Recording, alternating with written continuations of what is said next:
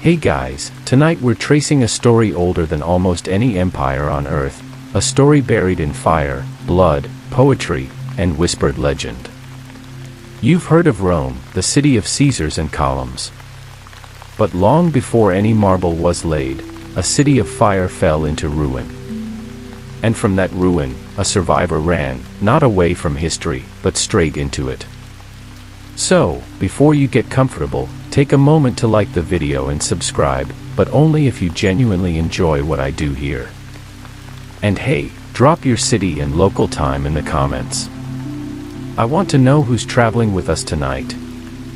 Now, dim the lights, maybe turn on a fan for that soft background hum, and let's ease into tonight's journey together. You're standing in the heart of Troy, and the ground beneath you is trembling. Smoke coils through the alleys like serpents. The air stings your eyes. Screams echo through the marble halls and blood runs where fountains used to sing. Wooden beams crack. Stone crumbles. And over it all, the fire. You run. Not because you're a coward. Because you must. Your name is Aeneas, Prince of Troy, son of the goddess Venus and a mortal father. The city you loved is falling, not in pieces, but all at once. The Greeks, those patient wolves, have broken through. Their great gift, a wooden horse, is no gift at all. It's a curse on wheels. You pull your father, Anchises, onto your back. His legs no longer trust the world, but his voice is calm. You hold your young son, Aeneas, by the hand. His eyes are wide, full of questions no one should have to ask during a fire. You don't look back. Not even when you hear your people falling. Because the gods have plans. Not for Troy, but for what comes after. You flee with a handful of survivors. Priests. Soldiers. A few women carrying the last relics of your faith. Somewhere in the distance, your wife is lost in the chaos. You call her name, but the wind takes it. Later, you'll see her ghost. She'll smile sadly and tell you to keep going. And so, you do. The next days blur. You sail across storm-churned seas, visiting islands that speak in riddles. You're told you must find the land of your ancestors. Not Troy, but something older. A place called Latium. You don't know where that is. But you know you must get there. The gods, especially Juno, Queen of Olympus, seem determined to stop you. She's never forgiven your people. But others intervene. Jupiter defends your cause. Venus, your mother, sends visions in dreams. You're not just running anymore. You're becoming something. Some nights, your men ask why you're still leading them. Why the gods chose you. You don't answer. Not because you don't know. But because they're not ready. Not yet. One night, you land on a lush, empty shore. The grass is wet with dew. The stars above hang unusually low, as if watching. Your people build a small fire. You offer a sacrifice of wine and barley. And then, just as the flame catches, a voice in the wind speaks. This is not the end, Aeneas. This is the thread. You sleep beside your son and your sword, with the ghost of Troy still warming your dreams. And behind you, across the endless sea, your city is gone. But ahead is something new. Something Rome will one day remember. Morning rises like smoke, thin, gray, unsure of its place in the sky. The ships are ready, sails patched with whatever cloth you could salvage.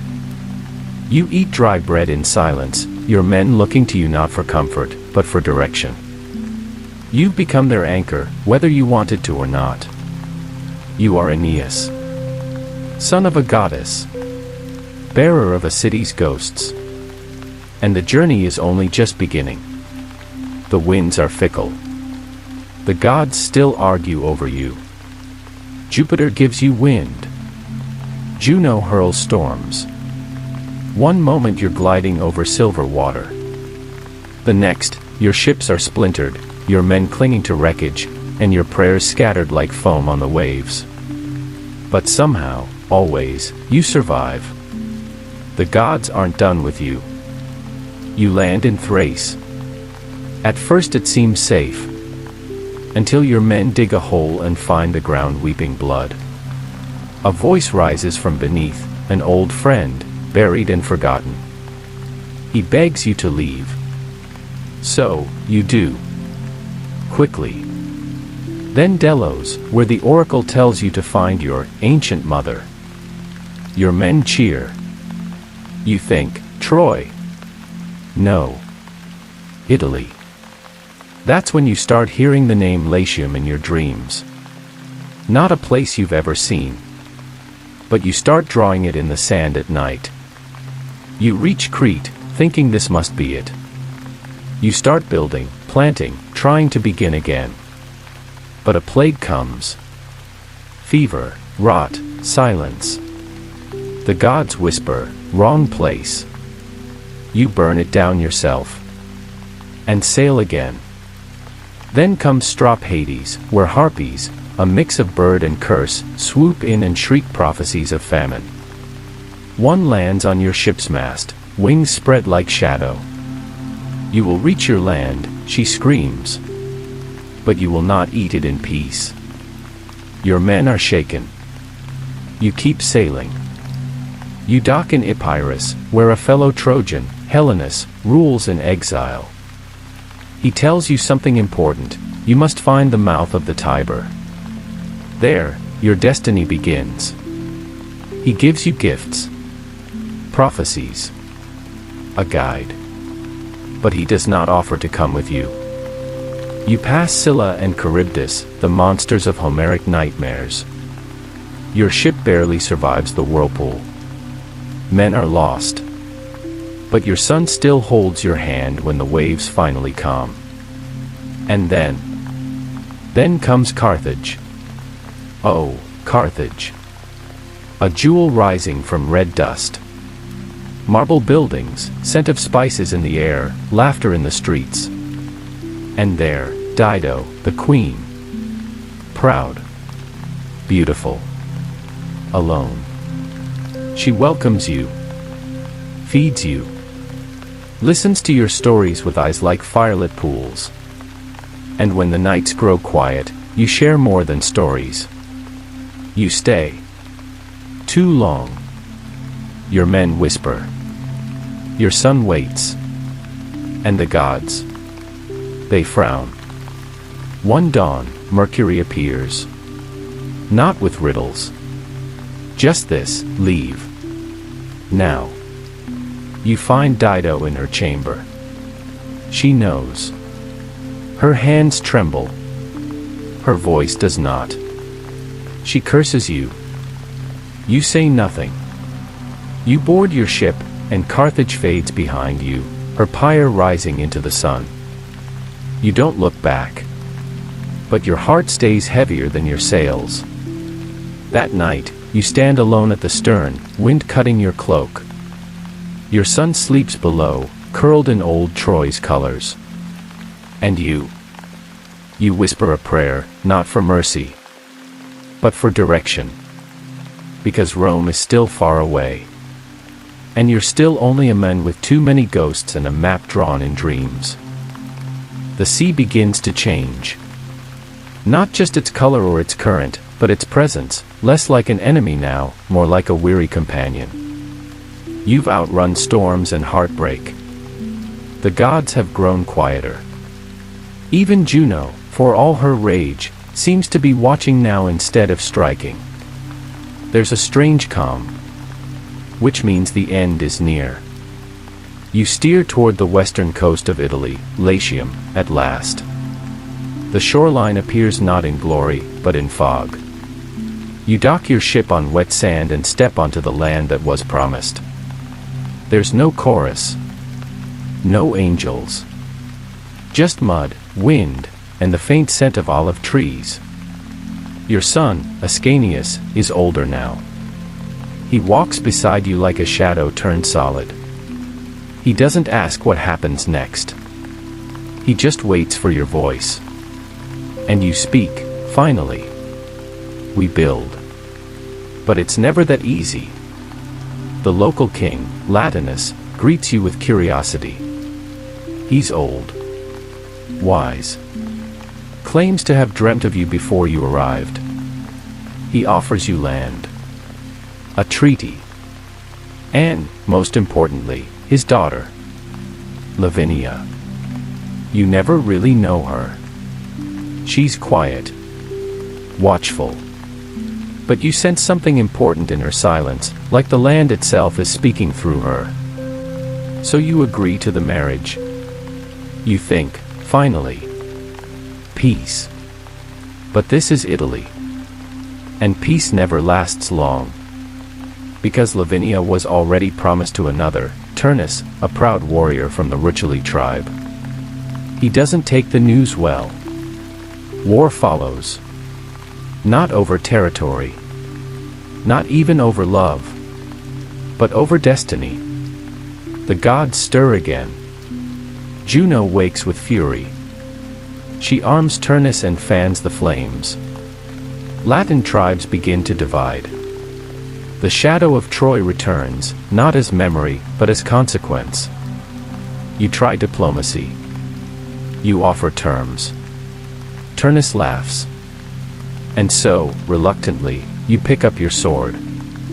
Your people fight not as conquerors, but as survivors. You're defending a future, not seizing it. Still, the blood falls just the same.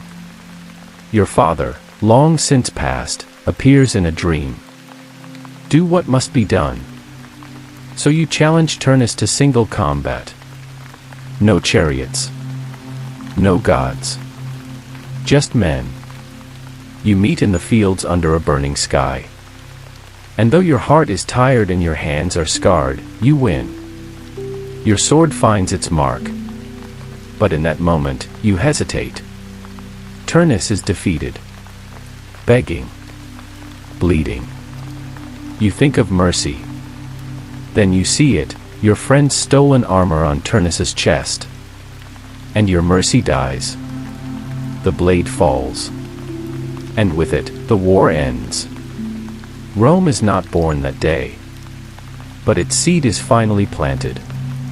You marry Lavinia. You found a city, Lavinium, in her name. Your son, Aeneas, builds another, Alba Longa. The years pass quietly. You grow older. A father. A ruler. A story whispered by campfires and recorded in fading ink. The gods no longer appear. The sea grows silent. Your mission is complete. But not your legacy. Because from your blood, Rome will rise. The wind across the hills of Latium softens over time, like even the land itself has begun to breathe slower. The war is over. The dust has settled. Aeneas, the man, the refugee, the father, has become legend. But the story doesn't stop with him. His son, Aeneas, also called Iulus, takes the torch. He builds Alba Longa, high on a ridge overlooking the Tiber's quiet curves. The city stands watchful and proud. For generations, Aeneas's line rules there, not as tyrants, but as stewards of something bigger than any one crown. Decades pass. Then centuries. The line of kings stretches long. The people still say they are children of Troy. They still burn offerings to Venus, mother of Aeneas. But the fire is dimmer now, more tradition than passion. And in this fading legacy, a man named Numitor rises to the throne of Alba Longa. He is noble, thoughtful, steady. But his brother, Aemilius, has other ideas. He takes the throne by force, sends Numitor into exile and begins erasing Aeneas's legacy, piece by piece. But the past is hard to kill. Aemilius knows Numitor has a daughter, Rhea Silvia. She's young. Clever. He fears her children could someday challenge him. So he makes her a Vestal virgin, sworn to chastity, silence, and fire. But the gods, as always, have their own script.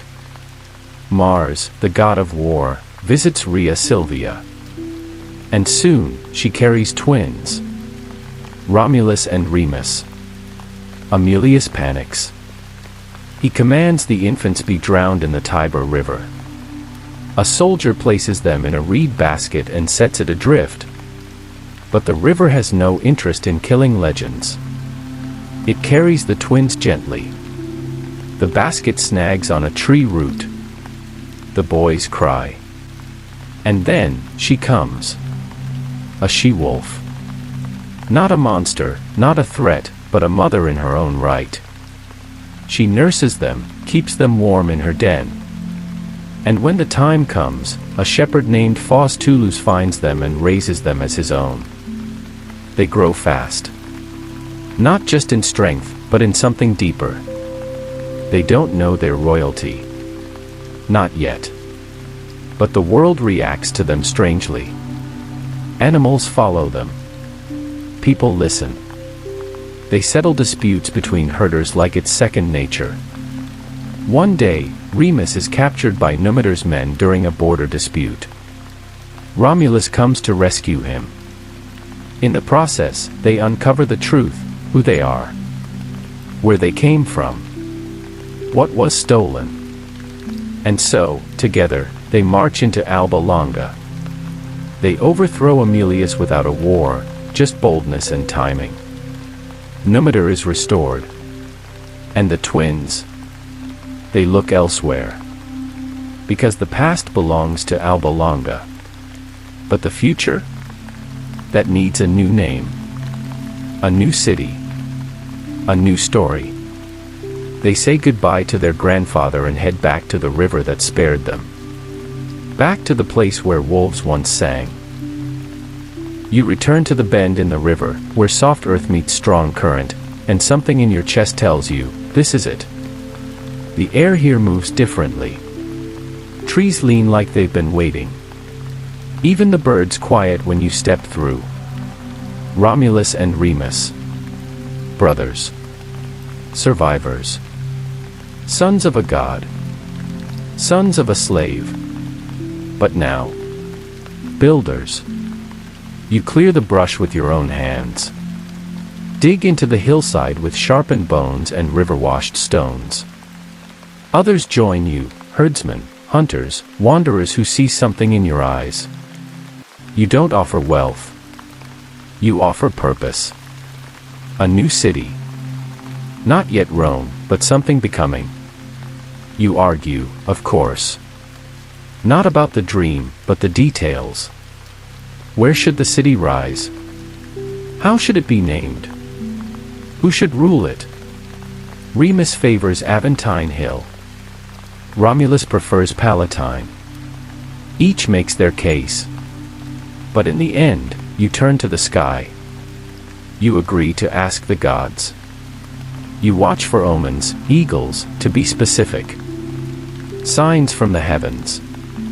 Remus sees 6. Romulus sees 12. A double omen. A divided sign. Historians still argue, did the gods play favorites, or did the brothers just interpret what they wanted to see? Either way, Romulus begins building.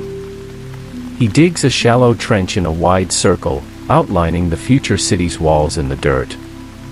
It's ceremonial, but serious.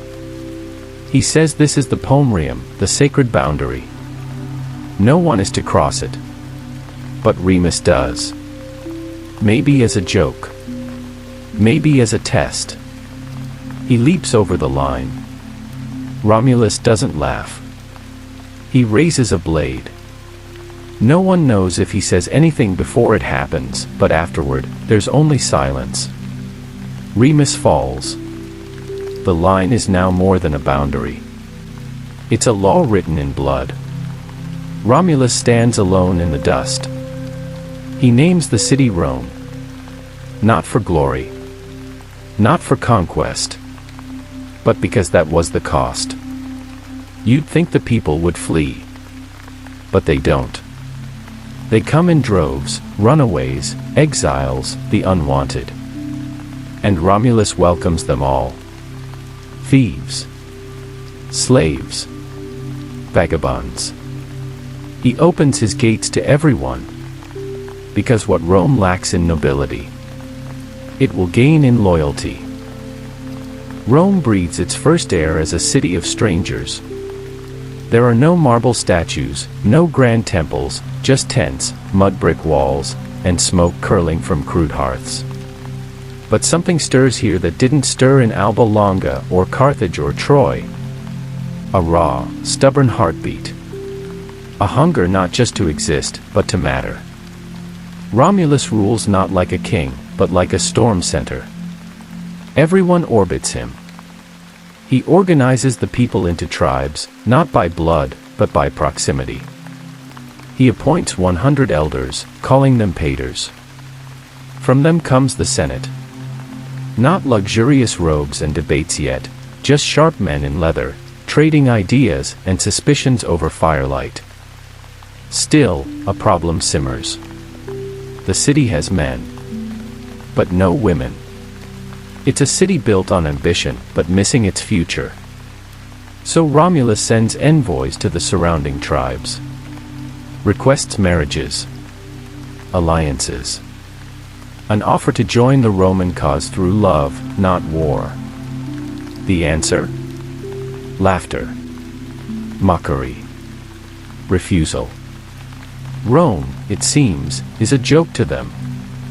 A nest of wild men pretending to be founders. Romulus smiles. And plans a festival. He invites the neighboring Sabines and other tribes to a grand celebration of Neptune. Games, feasting, wrestling matches. Everyone arrives. Everyone drinks. Everyone lets their guard down. And when the signal comes, the Romans seize the Sabine women. Not violently, but swiftly. They're taken, sheltered, paired with Roman men who are told, win their hearts or earn their scorn. The Sabine women become wives. Some resist. Some relent. Some, remarkably, grow to see Rome not as prison, but possibility. The Sabine men. They return in fury. March on Rome. Battle erupts, not mythic, not divine, just muddy, sweaty, human. Shields clash in narrow streets. Spears fly over wooden barricades. And then, something no one expects. The Sabine women, now caught between fathers and husbands, step into the fray. Literally. They run between swords. They shout. They plead. They make peace not with treaties, but with tears. And it works. The Sabines and Romans unite. Two peoples become one. Romulus shares power with Titus Tatius, the Sabine king. Not forever. Titus will fall. But for now, Rome becomes something richer than blood. A blend. A promise. A merging of worlds, written not in conquest, but in choice. Rome grows. Not through domination, but through absorption. And that may be its greatest power of all. Rome has roots now. They stretch through the Tiber's silt, into the hills, and out toward the tribal lands that once ignored her. What began as a camp of orphans and outlaws has become something harder to dismiss. A city with a pulse. A city with laws. A city with kings. Romulus reigns longer than expected. He builds more than walls, he builds systems. Temples rise, small and smoky. Rituals take shape. Priests keep sacred fires alive. The people believe the gods now dwell in Rome, not as visitors, but as citizens. But Romulus, like all founders, must one day vanish. And his end? It's not simple. Some say he died in a thunderstorm, swallowed by clouds while addressing the Senate on the field of Mars. Others say he was torn apart by jealous senators, his body hidden so no tomb could become a rallying point. But the most poetic version: he ascended, lifted into the heavens by Mars himself, becoming the god Quirinus. Rome mourns. But it does not collapse. Because now, the city itself is stronger than the men who named it. So they choose another king. His name is Numa Pompilius. And he's nothing like Romulus. Where Romulus was fire, Numa is water. Where Romulus was iron, Numa is incense. He's a Sabine. A thinker. A man who speaks with gods, or at least claims to. Under him, Rome changes tone. Temples multiply. The Vestal virgins return to honor Vesta. The Pontifex Maximus, chief priest, is appointed. Festivals are organized. Religious calendars formed. Numa claims to speak to the nymph Egeria in the woods. Whether she exists or not, what matters is this: Rome becomes more than muscle. It becomes sacred. The people begin to see themselves not just as citizens of a city, but as caretakers of a destiny. Something divine, something old, something unfolding. And Numa gives them rhythm. He even reforms time itself, introducing lunar months and sacred days. Rome now not only has laws, but seasons. It pulses with both logic and myth. And so, Rome survives its second king, and finds its soul. The flame lit by Numa still glows, but it flickers now, restless, searching for new shape. Rome is changing. Again. And the next king is proof. Tullus Hostilius. Gone is the peace of Numa. This king doesn't speak to nymphs. He sharpens iron. Rebuilds the army. Where Numa built temples, Tullus builds barracks. He believes Rome must prove itself, not just in spirit, but in strength. He reignites an old feud, Rome versus Alba Longa. Yes. That Alba Longa. The mother city. The ancestral home of Aeneas's descendants. It's no longer family. It's competition. But Tullus proposes a strange solution. Rather than spill rivers of blood, he calls for a contest. 3 brothers from each city. Champions. The Horatii of Rome. The Curiatii of Alba Longa. They meet in a field at dawn, under gray skies, while 2 cities hold their breath. They fight. At first, the Albans gain the edge, 2 Horatii fall. Only 1 Roman remains. But he runs. Not in fear, but in strategy. He separates the remaining Curiatii. Takes them down, one by one. When it's over, the field is quiet. The Roman limps home, the only survivor. Victory. Rome absorbs Alba Longa, not in chains, but in unity. The Albans become Romans. The bloodlines rejoin. But the cost? The line between justice and performance grows thinner. Tullus rules with strength, but not wisdom. Eventually, his own palace is struck by lightning. Some say it was Jupiter's judgment. That Tullus mocked the gods, ignored the rites, and paid the price. And so, another king fades. And Ancus Marcius rises. A grandson of Numa. He brings back balance. Strength and spirit. He expands Rome's territory, builds its first bridge over the Tiber, the Pons Sublicius, and establishes Ostia, Rome's first port. Salt flows in. So does silver. So do people. Rome is no longer just a hilltop sanctuary. It's a hub, a crossroads of culture, trade, and ambition. Temples and homes rise together. Armies drill while children learn chants. The city has grown beyond the legend. But it still remembers the wolf, and the fire, and the dream of being more than just stone. Rome's roads now carry more than feet, they carry stories. Merchants bring gossip. Pilgrims bring omens. Foreigners bring new tongues. Rome, still young by stone, has grown old in spirit. Its kings are no longer mere placeholders between fires, they are shapers of fate. The next to rule is not Roman by blood.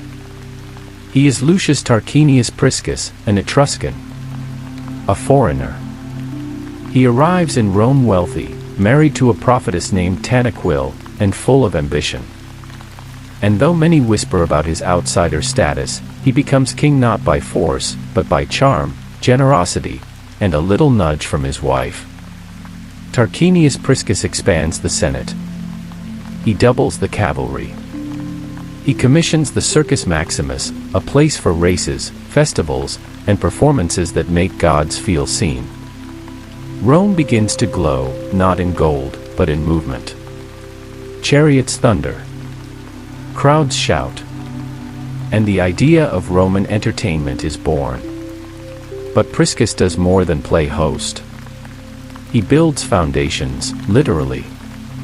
He starts digging the great Cloaca Maxima, Rome's underground sewer, turning a marshy basin into usable land. He begins construction on a temple that will outlive empires, the temple of Jupiter Optimus Maximus on the Capitoline Hill. Stone by stone, Rome rises. But enemies stir. One day, assassins strike. Priscus is murdered in the streets. But his queen, Tanaquil, doesn't flinch. She keeps his death secret. Places a servant on the throne temporarily, Servius Tullius, a man she claims is divinely chosen, born of fire. And soon, he rules. Servius is no noble. He was a servant. A commoner. Possibly even a slave. But he's brilliant. He divides Rome into regions. Organizes citizens by wealth and service, not just blood. Introduces the census. He makes Rome know itself. You are no longer just a citizen. You are a measured part of the state. Your duty. Your rank. Your role. Rome becomes a machine. Not cold, but efficient. Servius builds a new wall around the city. The Servian Wall. A spine of stone that declares, this land is Rome. This boundary matters. But inside the palace? Whispers. Tarquinius Priscus's son, Tarquinius Superbus, is hungry. Proud. Arrogant. And Servius is getting old. One day, Tarquinius storms into the Senate and throws Servius down the steps. And outside, people look away. Because Rome has changed. Power has teeth again. And Tarquinius wears a crown with none of his father's grace. The crown sits heavy on the head of Tarquinius Superbus, and he wears it like a weapon. He doesn't ask for permission. He doesn't hold elections. He doesn't even bury Servius with honor. He rules with fear. His nickname Superbus means the proud. And proud he is.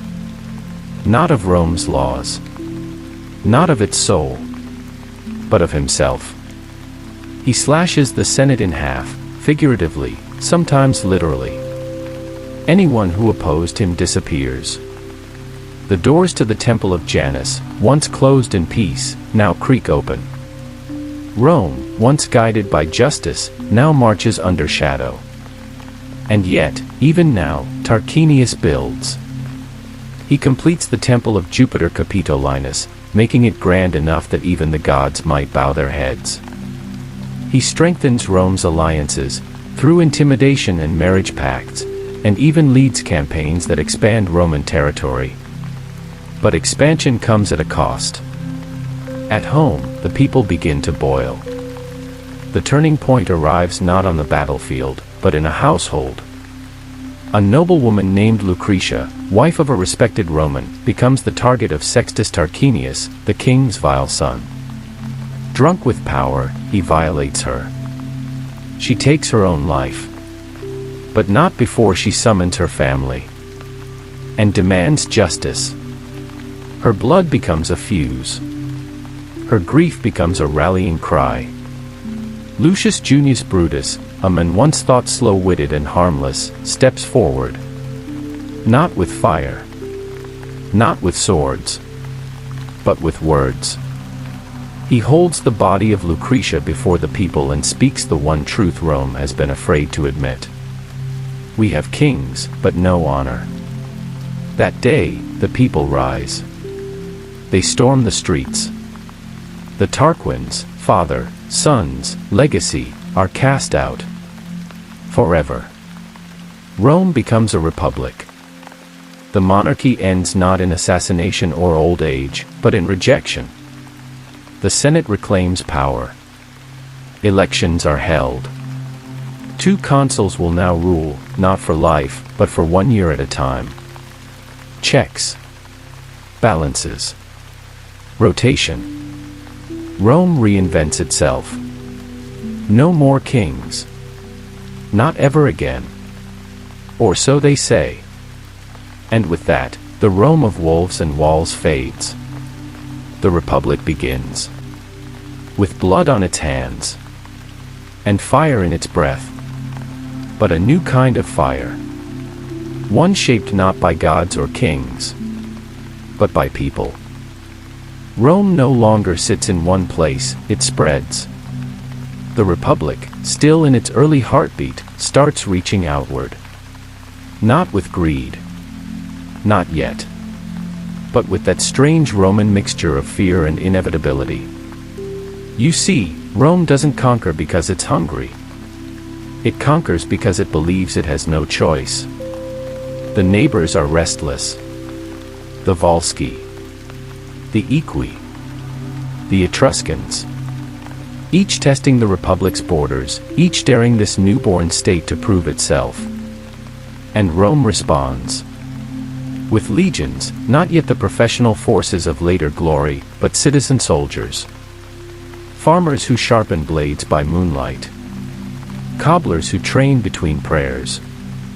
Conscripts, not killers. They fight under banners marked with wolves and thunder. They fight with discipline. And they learn. Every battle teaches Rome something. Not just how to fight, but how to adapt. Lose one season. Return the next. Your fields burned. Replant. Your leader dies. Elect another. Because Rome is no longer about one man's will. It is a system. A machine of resilience. The legions build roads as they march. They establish colonies as they conquer. They leave behind not just garrisons, but architecture. Walls. Forums. Baths. And the most dangerous thing of all, citizenship. Rome begins offering its defeated enemies not destruction, but integration. Join us, and you can become us. Not now. Not today. But someday. That promise becomes a weapon sharper than any sword. And slowly, inch by inch, Rome pushes outward. By the 4th century BCE, it controls most of Latium. Then into Campania. Toward Samnium. Occasionally, it stumbles. The Gallic sack nearly wipes it from memory. A firestorm of tribal invasion reaches the very heart of the city. But Rome survives. It always survives. Why? Because when the ashes cool, the people rebuild. Together. They say the Gauls once demanded gold in exchange for peace. The Romans paid. But one soldier grew angry. He threw his sword on the scale. "Vi victis," he said. "Woe to the conquered." The Gallic chief laughed. But Rome, it never forgot. And never forgave. The scars from the Gallic sack never fade. They're not just etched into walls, they're embedded in Rome's memory. From that moment on, Rome doesn't just expand. It defends forward. It no longer waits for enemies to knock. It builds doors deeper into enemy lands. The city transforms. Not in myth, but in brick. Stone temples rise in place of wooden shrines. The Forum, that public heart, buzzes with trials, deals, speeches. Senators wrap their togas a little tighter. Plebeians press in from the edges. And beneath the marble and chatter, a quiet engine hums, the Roman military. Rome refines its system, maniples, cohorts, strategic roads. Not glamorous, but devastatingly effective. And then it meets its match. Carthage. Across the sea, another city thrives. Rich. Sophisticated. Older than Rome. A sea power. A trade empire. Descended not from wolves, but from Phoenician merchants. At first, they coexist, uncomfortably. But tension brews over a small island. Sicily. The conflict that erupts will become Rome's first global war. The First Punic War. It drags for over 2 decades. Rome, with barely a navy, builds one from scratch, copying a Carthaginian ship found wrecked on the shore. They teach land soldiers to sail. They bolt boarding bridges onto ships, because Rome doesn't know sea warfare, but it knows how to fight. And it works. Carthage loses. And Rome, for the first time, sets up provinces beyond the Italian mainland. But the war costs more than coin. It costs confidence. The veterans return poorer. The plebs angrier. Land grows scarce. And deep in Carthage, a child watches the fall. His name is Hannibal. But that part of the story comes later. Back in Rome, a new threat rises, not external, but internal. Tensions between the classes explode. Tribunes push for reform. Elites push back. The Gracchi brothers, Tiberius and Gaius, try to redistribute land to the poor. They die for it. Violently. Rome is still a republic, but cracks begin to form. The Senate becomes more corrupt. Generals grow more independent. The people grow louder. And somewhere, in the chaos, the dream of kingship, long buried, begins to stir again. Quietly. Patiently. The republic stumbles now, more often than it walks. It is still mighty. Still feared. Still growing. But something is off. The streets are louder. The Senate meaner. The people sharper in their hunger. A man named Marius rises, brilliant, brutal, beloved by the people. He reforms the army, allowing the landless poor to serve in exchange for pay and plunder. The legions change. No longer loyal to Rome alone, they grow loyal to the men who lead them. Marius wins battles, celebrates triumphs, and makes enemies. One of them is a patrician named Sulla. Where Marius is fire, Sulla is ice, cold, calculating, merciless. Their rivalry becomes civil war. Rome, for the first time, turns its swords inward. And the streets run red. Sulla wins. Marches into Rome like a conqueror. Declares himself dictator, a title once meant for emergencies, now clutched like a crown. He rewrites the laws. purges enemies. Posts proscription lists in the forum, names of those to be executed. The Republic, bleeding from its soul, begins to forget how to breathe. When Sulla finally steps down, he retires to the countryside. But the damage is done. Rome now knows what it's like to be ruled by one. And others are watching. Pompey, Crassus, Julius Caesar. All three rise like titans from the storm. Crassus, the richest man in Rome. Pompey, the military genius. And Caesar, the charmer, the orator, the master of patience. Together, they form the first triumvirate, an unofficial alliance to divide power, dodge laws, and bypass the Senate. It works. Until it doesn't. Crassus dies chasing glory in Parthia. Pompey grows jealous. And Caesar. He crosses the Rubicon with an army at his back. It's treason. It's civil war. And it ends with Caesar standing alone, the Senate at his feet, Rome watching in silence.